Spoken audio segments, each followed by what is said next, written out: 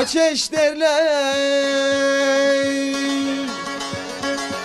yaylamızın adına, doyamadım lezzetine, tadına. Of of.